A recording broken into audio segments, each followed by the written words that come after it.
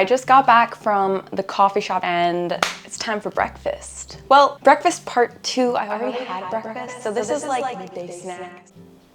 One thing that's been like a life hack for me over the past 2 weeks as I'm just getting back into flow and into routine is figuring out kind of like little systems or little flow habits that work.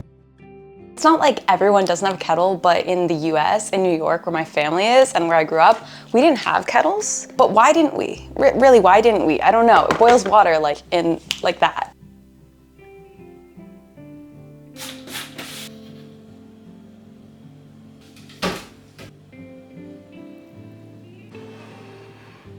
I am gonna add a little bit of peanut butter. Currently I'm on the crunchy train. I used to be a creamy peanut butter girl and now I'm all about crunchy because it just adds.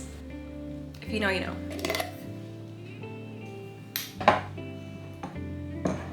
So everyone talks about habit stacking, like go for a walk and listen to a podcast at the same time. Habit stacking, learning with walking, or chat with friends during your group fitness class at the gym when you're working out and also socializing. So like putting 2 of your habits together just to make them flow easily. That's habit stacking. But one thing that's really worked for me is almost kind of making it like a little system. Like in the morning, one of my personal goals is to do a little bit of self-care and also move my body. So what I'll do for moving my body is going to the gym, and what I'll do for self-care is I'll meditate and do my morning routine. I'll wake up, and as soon as I wake up, I know, okay, I'm gonna go meditate, and as soon as I finish meditating, I go into the bathroom, I wash my face, I do all the good stuff, sunscreen, makeup, etc. I get ready, I feel good, and then I go to the gym, straight to the gym. And that's my sequence that helps me set up for success, have some time for myself in the morning, and then get my workout in too. And it's like a little flow in the morning that makes me feel so good. It sets up the rest of my day, and it's kind of like a little system. But you could do that with anything. You can say, hey, I'm gonna do this right before this, or hey, I'm gonna do these 2 things at the same time. And the way you wanna phrase it is, as soon as I do blank, I will do blank. So as soon as I get home from work, I will change into my clothes and do a 10-minute mobility routine. Or if I haven't hit my protein goal by the end of the day, I'm going to go downstairs and eat the ready meal that's high in protein that I made, or have a protein shake. One of those 2 things, kind of like little habit stacking. So that's one thing that's been like a hack that's been helping me a lot. I just discovered 2 sad things. 1, I'm out of frozen blueberries, which would be my go-to to add in there, if not some sort of other berry. And 2, my mic died. So give her a second, she's charging, and then we're gonna do a little bit of meal prep, which is very unlike me. I'm not a meal prep girly. I don't like eating the same food every single day, but I'm gonna try it out because recently it's been getting to the evening and then I'm a bit too lazy. I've just been throwing together something random, which hasn't always been high protein or very nutritious. So we're gonna just experiment with making a few base things that I can just put together. I gotta get the fish started because that's just gonna sit in the oven. But I've gotta get something off my chest. I haven't made fish in years. I have no interest in getting poisoned by uncooked foods. So I'm gonna be following a recipe here. So we do this properly. Let's organize. I'm gonna need salt, pepper, parsley, and lemon. Potentially garlic. Let's see if I can find that. Garlic powder. We do not have parsley, but that's okay because we improvise and we just go without it. I've been listening to this audiobook recently called The Gap and the Gain, and it's been really interesting in changing my mindset about how I think about goals. By the way, don't mind The Office, we're fixing her, revamping her, and it's a work in progress right now.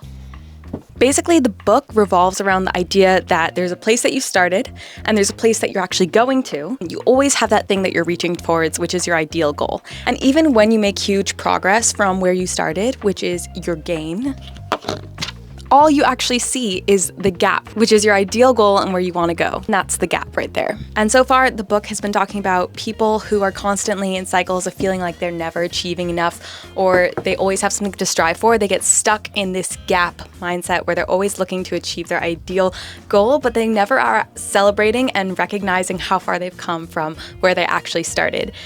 And people who tend to feel more fulfilled in their goals as they're working towards them are the ones who actually celebrate where they started and check back in on their actual progress to where they are now. And I feel like that really resonated with me because I'm always one to go after big goals, but it's also super important to just celebrate as you go along the way. Nice, I got it first try, let's go. Last week I gave up completely trying to make eggs because I could not figure it out. I tried like 10 times, so this is a big success, this is a win.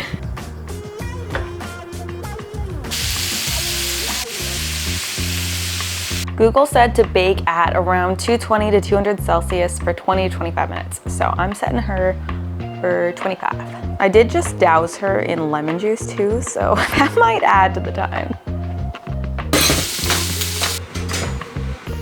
That's not hilarious. That's the lid we're using.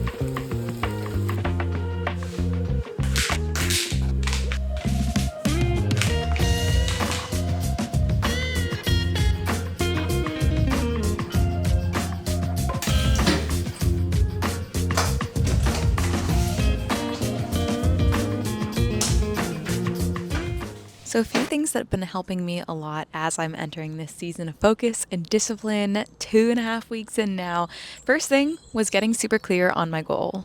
What was it that I wanted to focus on and get super specific on over the next coming months? And for me, health-wise, it's going to be losing fat and gaining muscle, some personal fitness goals. The second thing for figuring out my season of focus was being really clear on what actions will get me to those goals. So for myself, I got to be eating enough protein. I got to be hitting the gym. I got to be consistently pushing myself hard and also recovering really well. So I've got a few specific actionable things that I need to do most days of the week in order to properly get myself to my goal. And the third thing that is the most important in entering a season of focus and discipline is the mindset shifts that allow me to perform the actions that will get me to my goal. So it's these mindset shifts such as, I already talked about some of the systemization earlier in the video. I chatted about the habit stacking, and then you can kind of systemize your daily routine in order to create a flow of actions that will help you get to your goal. Like for me, it's going to be the self-care, morning meditation, mindfulness, followed by the gym, which is going to be, of course, how I build muscle. And that's just one example of 2 habits stacked back to back. In a little baby system, that's going to be the routine. But at the same time, making sure that I enjoy it enough to do it on a long enough time frame, because I have fallen into the hustle culture trap too many times.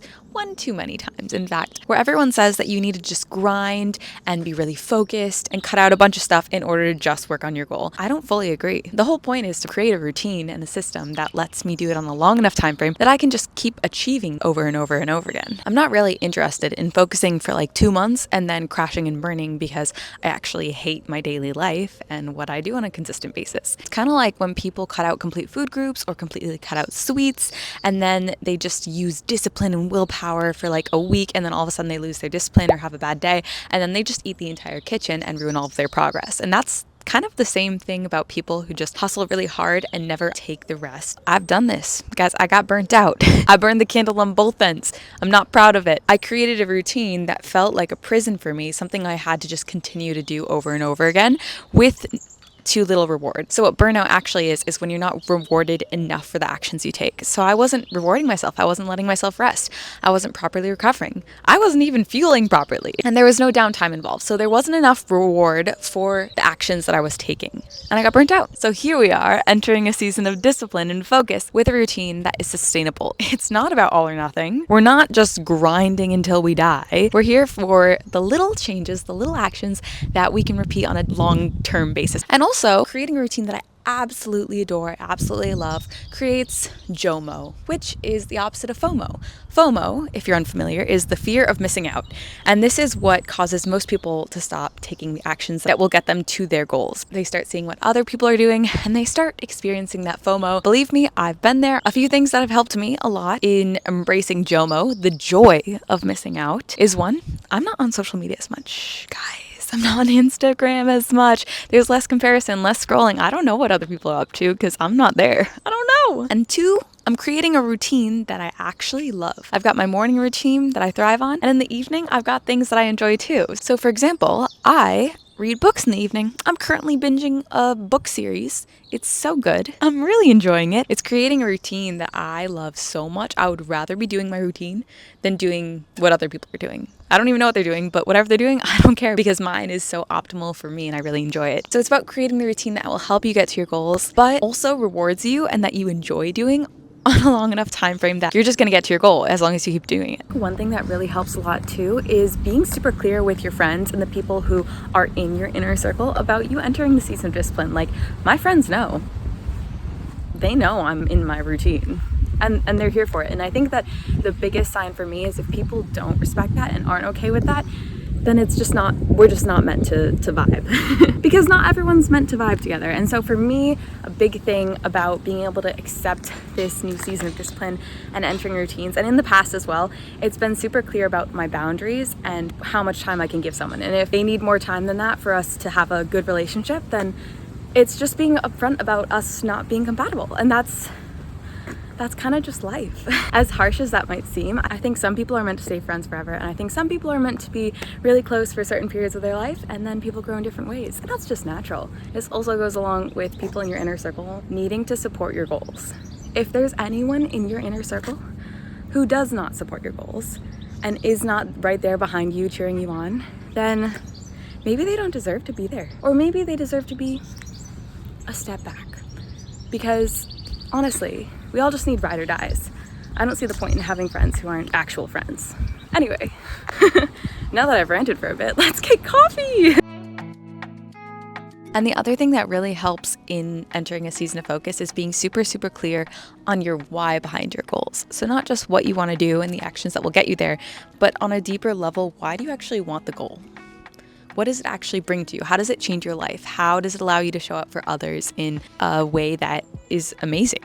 So for me, working towards health and fitness goals, building muscle, having the routine and the structure where I show up for myself consistently showing up in the gym, building muscle, changing my body in a way that makes me feel strong. It empowers me. I feel the mental clarity after my workouts and show up better for others once I have taken that time out of my day to show up for myself. So it's about proving to myself on a consistent basis that I'm here for me. I'm showing up for me first and foremost. And second of all, it allows me to be a better person for the people who I care about in my life. I mean, there's tons of other reasons too. Like, I care about my longevity. I care about feeling functional and strong and empowered and awesome on a daily basis. And that's what building muscle and getting stronger and losing fat is doing for me, feeling empowered.